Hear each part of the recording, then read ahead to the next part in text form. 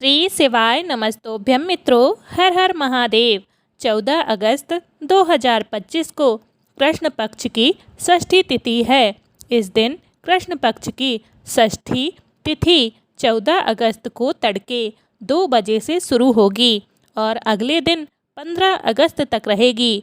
राहु काल दोपहर 2:04 से 3:43 तक रहेगा, इसलिए इस पूजा को इस समय न करें। रेवती नक्षत्र जो सुबह 9:06 से रहेगा, उसके बाद अश्वनी नक्षत्र शुरू हो जाएगा।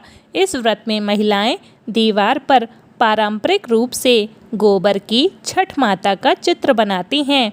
इस दिन भगवान श्री गणेश जी, कार्तिकेय जी और माता गौरा की पूजा की जाती है।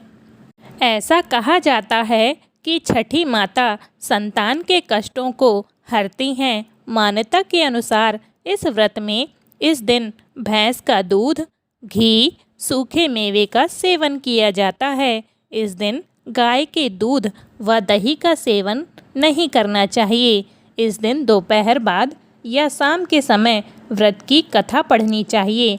इस छठी मैया को 7 अनाज का भोग लगाया जाता है, यानी कि 7 तरह के अनाजों का भोग, और संतान के कष्टों को दूर करने के लिए कामना की जाती है। हल षष्ठी भगवान बलराम हलधर का जन्मोत्सव पर पुरातन काल से चली आ रही कथा सुनाई जाती है। पुराणों के अनुसार द्वापर काल में शांति नाम की ग्वालिन, जो गर्भवती होने के बाद भी गाय व भैंस के मिश्रित दही, दूध व मक्खन बेचने के लिए दूसरे गांव जा रही थी। ललही छठ या हल षष्ठी, यह व्रत संतान की लंबी उम्र की कामना के लिए किया जाता है। ललही छठ को हल षष्ठी भी कहा जाता है। इस दिन महिलाएं सुबह गौरी गणेश के साथ कुश की पूजा करती हैं। माताएं बेटे की सलामती के लिए भगवान से कामना करती हैं और व्रत का संकल्प लेती हैं। दोपहर के समय सभी महिलाएं पूजा की थाली लेकर एक जगह जाती हैं और इस व्रत की कथा पढ़ती हैं। छठ माता की पूजा में खिलौने भी रखे जाते हैं। दोपहर को हर छठ महारानी और ग्वालिन वाली कहानी पढ़ी जाती है। इस दिन भगवान श्री कृष्ण के बड़े भाई बलराम का जन्म भी हुआ था। इस दिन अन्न का त्याग किया जाता है। इस साल यह व्रत 14 अगस्त को रखा जाएगा। पौराणिक कथा के अनुसार एक ग्वालिन गर्भवती थी। उसका प्रसव काल नज़दीक था, लेकिन दूध दही खराब न हो जाए इसलिए वह उसको बेचने चल दी।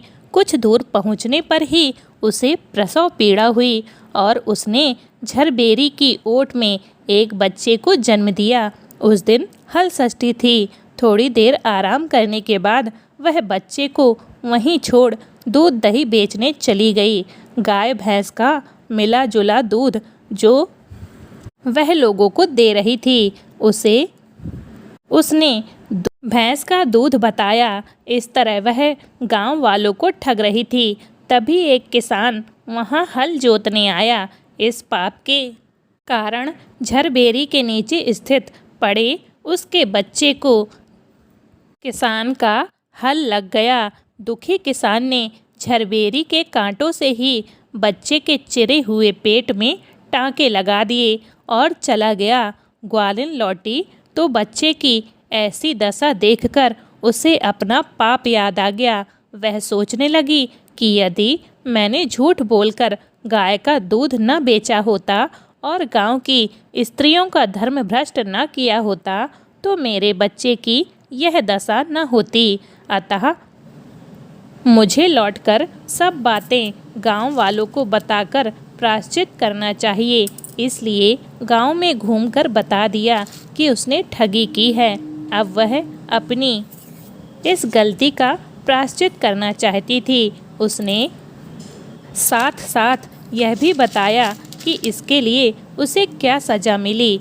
उसके सच बोलने पर सभी गांव की महिलाओं ने उसे क्षमा किया और आशीर्वाद दिया। बहुत सी स्त्रियों द्वारा आशीर्वाद लेकर जब वह पुनः झरबेरी के नीचे पहुंची तो यह देखकर आश्चर्यचकित रह गई कि वहां उसका पुत्र जीवित अवस्था में पड़ा है। तभी उसने स्वार्थ के लिए झूठ बोलने को ब्रह्म हत्या के समान समझा और कभी झूठ न बोलने का प्रण लिया। उम्मीद है आज का यह वीडियो आपको अच्छा लगा होगा। हमारे द्वारा सुनाई गई कथा भी आपको रोचक लगी होगी। अगर अच्छा लगा हो तो वीडियो को लाइक, चैनल को सब्सक्राइब करना ना भूलें। आप सभी को हल षष्ठी की बहुत बहुत शुभ